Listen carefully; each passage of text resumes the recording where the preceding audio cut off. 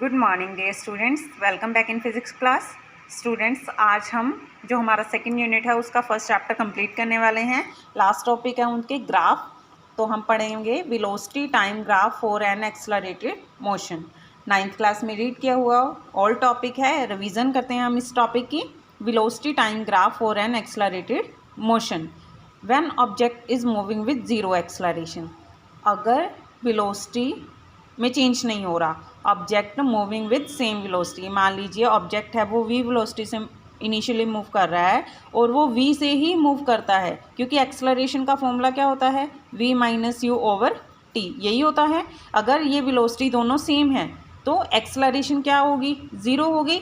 ठीक है, यानी कि when object is moving with zero acceleration, यानी कि कांस्टेंट वेलोसिटी से अगर मूव कर रहा है तो क्या होगा, हम एक्स एक्सिस पे क्या ले रहे हैं, ये हमारी एक्स एक्सिस है और एक्स एक्सिस में हम टाइम ले रहे हैं। ठीक है, और वाई एक्सिस जो है इसमें वेलोसिटी ले रहे हैं। ठीक है, इस तरफ क्या है वेलोसिटी और इस तरफ क्या है टाइम।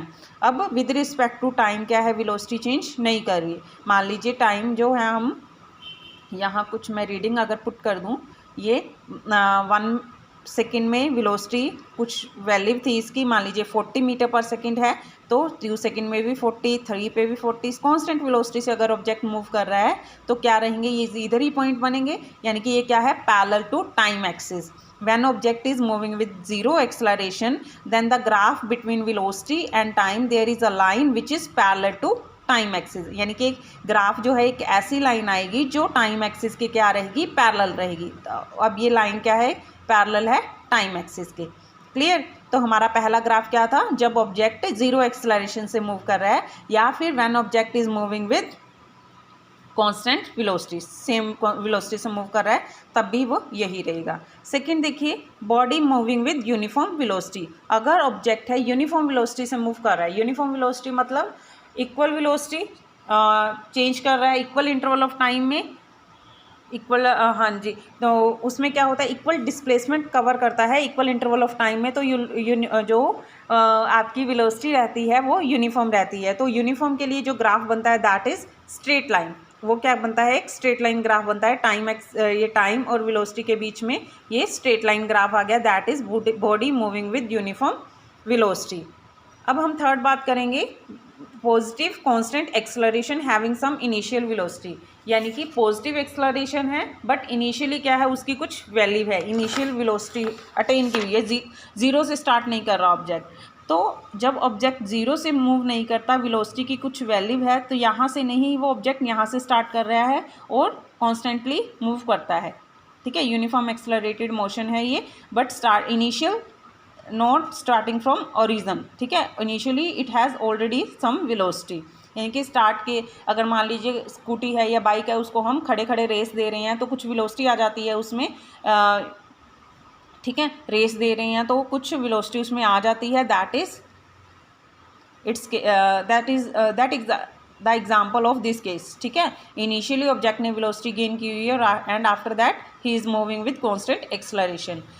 नेक्स्ट है पॉजिटिव नॉन यूनिफॉर्म एक्सेलरेशन। अगर नॉन यूनिफॉर्म है पॉजिटिव है तो ऊपर ही जाएगी, बट नॉन यूनिफॉर्म है तो ये कर्व शेप आ जाती है, वो स्ट्रेट लाइन नहीं जाती। अगर यूनिफॉर्म है तो स्ट्रेट लाइन जाएगी, अगर जीरो से मूव कर रही है तो वो पिछला केस हो जाता है हमारा ये वाला। ठीक है, इनिशियली जीरो से मूव कर रही है तो ये वाला स्ट्रेट लाइन वाला केस ओरिजिन से स्टार्ट कर रहा है। बट यहाँ पे देखिए ये डिफरेंस है, ओरिजिन से जीरो से स्टार्ट नहीं कर रहा, यहाँ से स्टार्ट कर रहा है, यानी कि इनिशियली ऑब्जेक्ट ने कुछ वेलोसिटी गेन की हुई है।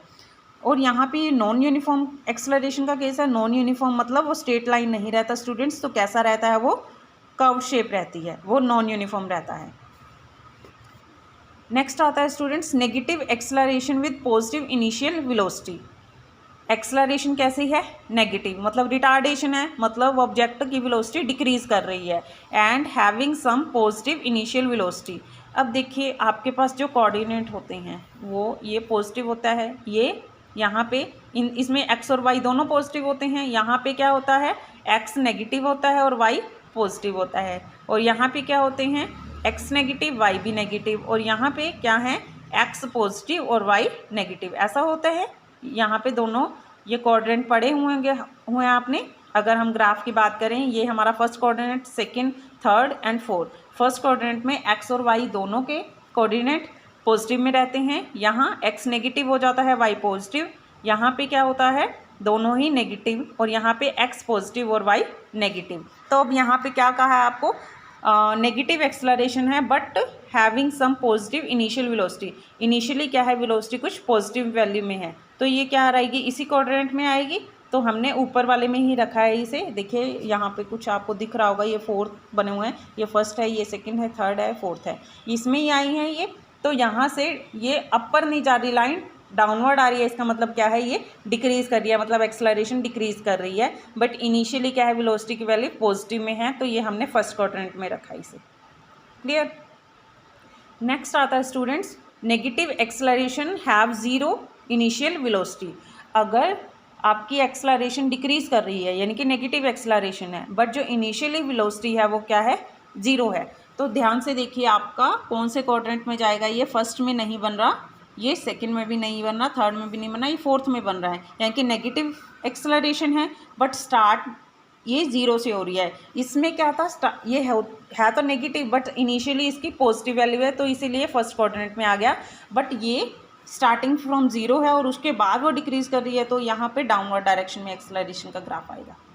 क्लियर। तो आज हमने ये सारे ग्राफ डिस्कस किए हैं स्टूडेंट्स, आई होप आपको क्लियर हुए होंगे। आपने क्या करनी है, आज आपने इन ग्राफ की वीडियोस अच्छे से देखनी है, बुक से रीड करनी है और अपनी नोटबुक पे ड्रॉ भी करने हैं। नेक्स्ट वीडियो में हम स्टार्ट करेंगे अपना चैप्टर, नेक्स्ट चैप्टर इसी यूनिट का next chapter vector. I think it's enough for today. Thank you, have a nice day.